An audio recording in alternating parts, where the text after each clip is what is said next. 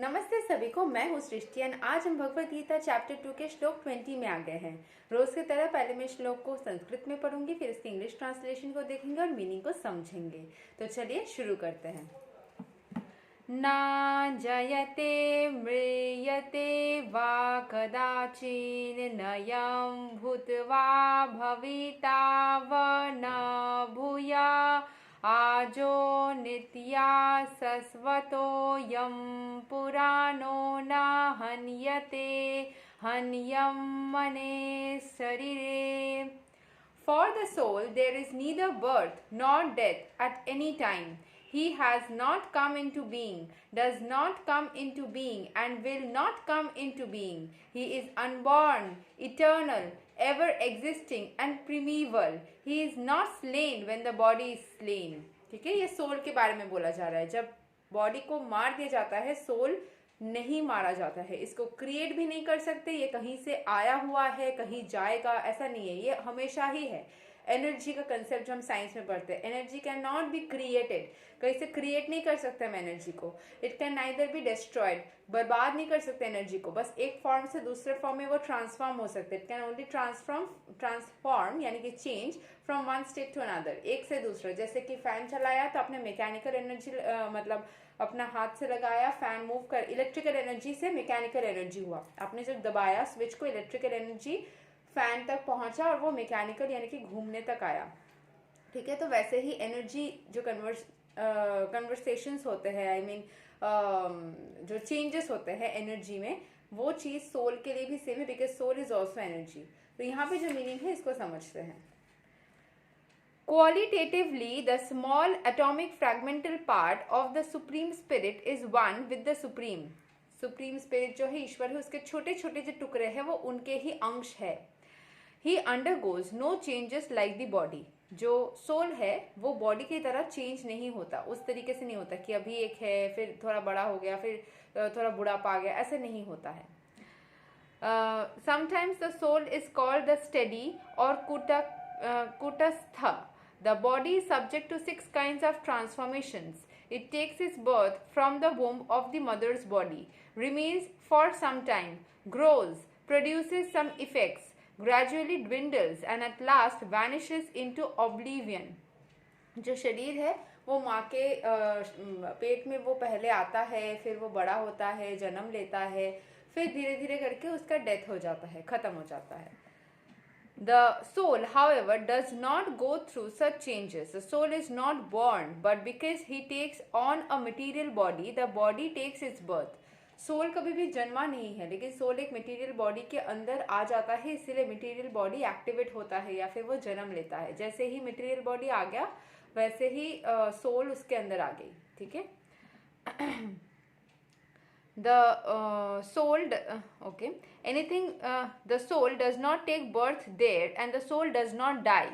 Anything which has birth also has death, and because soul has no birth, he therefore has no past, present, or future.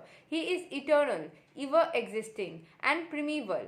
That is, there is no trace in history of his coming into being. कैसे soul exactly आया, क्या हुआ था, इसके बारे में knowledge लोगों के पास नहीं है। बस वो शुरू से ही है, हमेशा ही है। कब वो जन्मा उसका कोई अस्तित्व ही किसी को पता नहीं है। वो इतना छोटा सा है, कैसे वो एनर्जी आई, किस तरीके से चीजें हुई, सोल का जो प्रॉपर स्टार्ट है ना, वो किसी को पता नहीं है। Under the impression of the body, we seek the history of birth, that is of the soul. The soul does not at any time become old as the body does. Body जैसे बूढ़ा हो जाता है, soul नहीं होता। The so-called old man therefore feels himself to be in the same spirit as his childhood or youth. मन से, इसीलिए बोलते हैं मन से बच्चा है। मन से बहुत सारे चाहते, ख्वाहिशें हो रही है, लेकिन शरीर परमिट नहीं कर रहा है। बहुत सारे लोगों का होता है। तो मन की जो इच्छाएं होती है वो एक बच्चे के अंदर जैसे रहती है यंग एज में या बुढ़ापे में, वो अनअल्टर्ड रहती है। खुशी मनाने की इच्छा, कहीं पे जाने की इच्छा, कुछ भी करने की जो एक चाहत होती है ना, वो हमेशा ही यूथ के फॉर्म में मन में हर किसी के लिए रह जाता है, इच्छा रहती है। लेकिन शरीर अगर आपका वीक हो गया तो आप शायद नहीं कर रहे हो या नहीं कर पाते हो।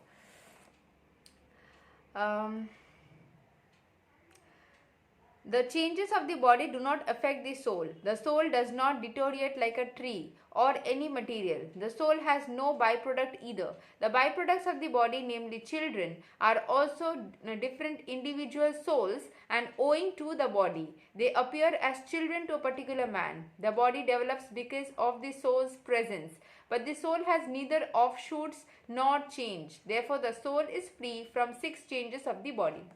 ये मैंने कहीं पे सुना था, एक वीडियो सुना था मैंने, जो कि मुझे कहीं हद तक सही लगा, तो इसीलिए मैं इसके साथ में इसको जोड़ पा रही हूँ, तो शेयर कर रही हूँ।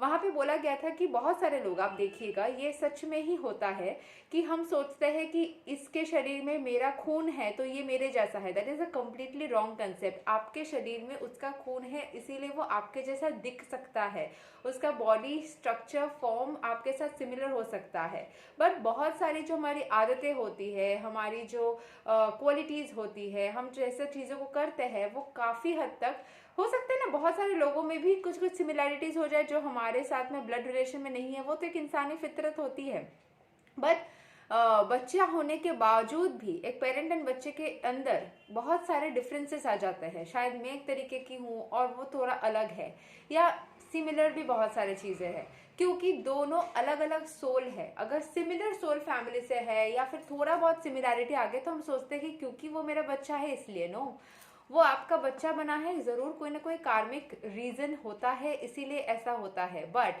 जो सोल होता है उसके शरीर में एक अलग सोल है, आपके शरीर में एक अलग सोल है। अगर दो souls similar kind of family से है, सिमिलर सोल फैमिली मतलब कुछ कुछ फीचर्स जो है वो सिमिलैरिटी आ जाती है ना, किसी किसी अलग अलग जगह में रहने वाले लोग भी थोड़ा सा फेस शेप सिमिलर हो गया, आई शेप सिमिलर हो गया फिजिकल ट्रेट्स में, वैसे ही सोल का भी कुछ जो नेचर होता है इंडिविजुअलिटी के साथ, वो भी कभी कभी सिमिलर हो गया कि मैं कैसा नेचर का इंसान हूँ। वो तो सोल से पता चलती है ना, my nature is dependent on my soul not on my body.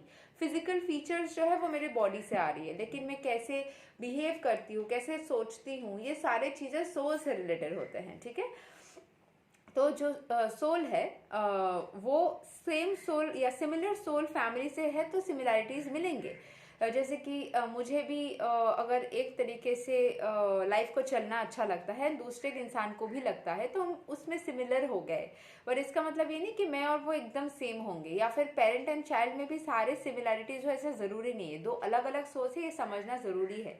कभी भी किसी भी चाइल्ड को बहुत सारे फाइटिंग एक चाइल्ड और पेरेंट के बीच में इस वजह से हो जाती है। पेरेंट बोलते हैं मैं तो ऐसा नहीं था, मैं तो ऐसे नहीं थी, तुम कैसे ऐसे बन गए मेरे बच्चे होने के बाद।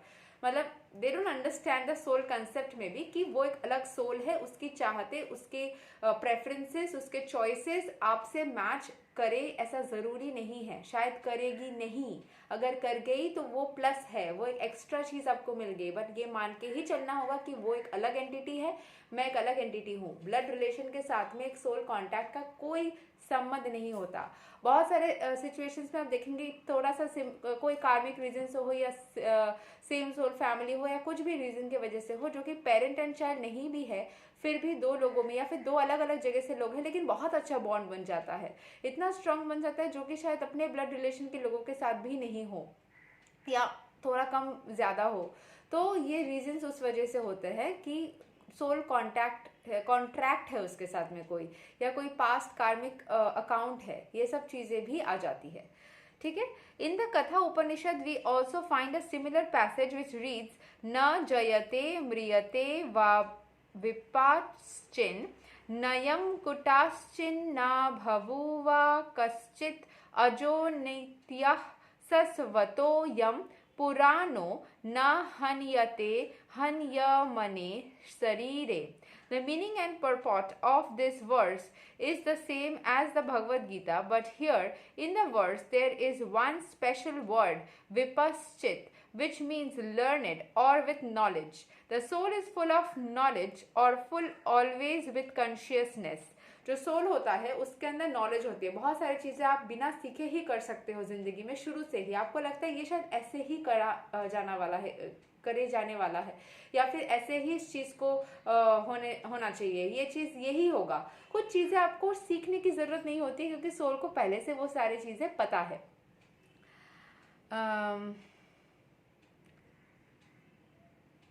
Therefore, consciousness is the symptom of the soul. Even if one does not find the soul within the heart where he is situated, one can still understand the presence of the soul simply by the presence of consciousness. आप conscious हो तो आपके अंदर soul है, अगर soul नहीं रहेगी तो वो एक लाश बन जाएगी आपकी बॉडी, ठीक है.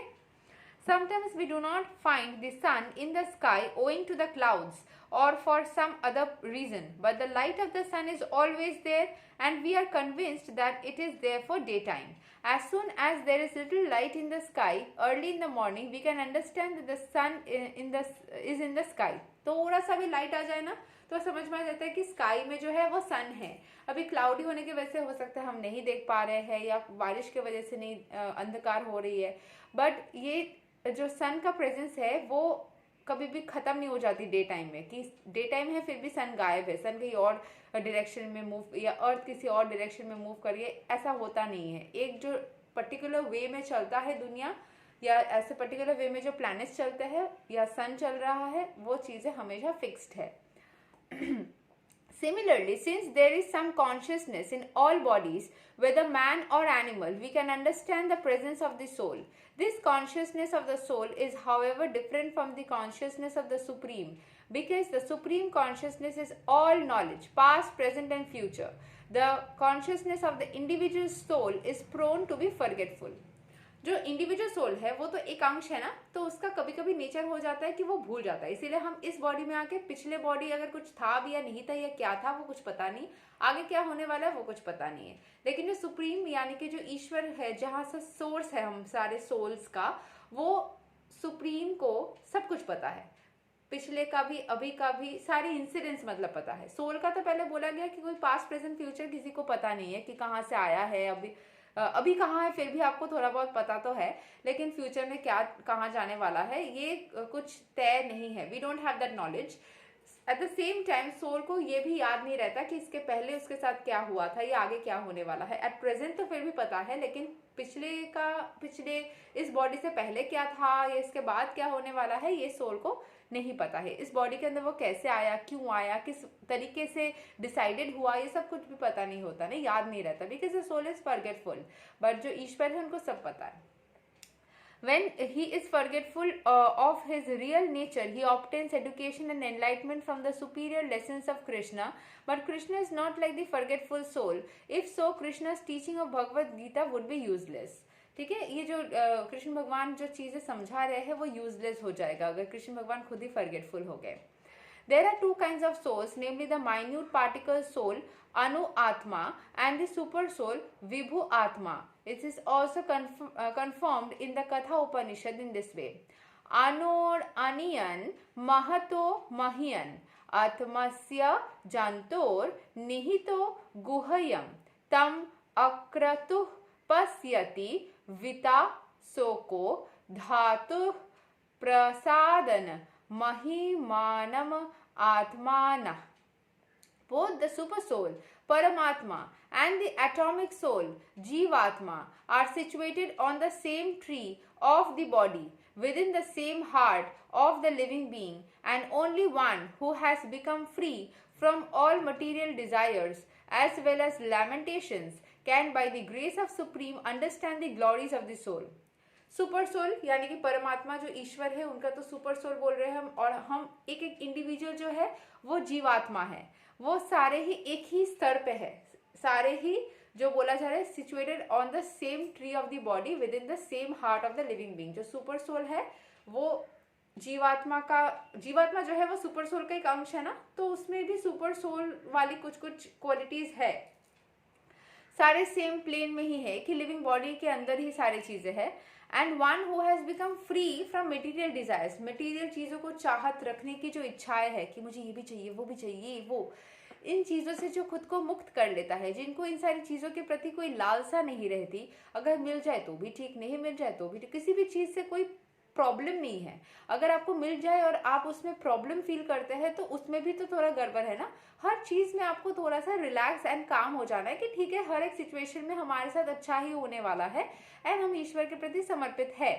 तो ऐसे अगर आप मटेरियल डिजायर्स, दुख, फिर सारी चीज़ों से अगर आप मुक्त कर लेते हैं तो आपको सुप्रीम की जो ग्लोरी है, जो ईश्वर की जो मतलब उनकी जो चमत्कारी चीज़ें वो करते रहते हैं, वो और अच्छे से आपको फील होने लग जाएगी। आपके साथ में मिरेकल्स भी होंगे तो आपको वो महसूस होंगे कि अच्छा ये ऐसा है वैसा है, आप चीज़ों को और अच्छे से महसूस कर पाएंगे। ग्लोरी ऑफ द लॉर्ड और glory of the soul, soul का जो मतलब वैल्यू है आप उसको समझ पाओगे।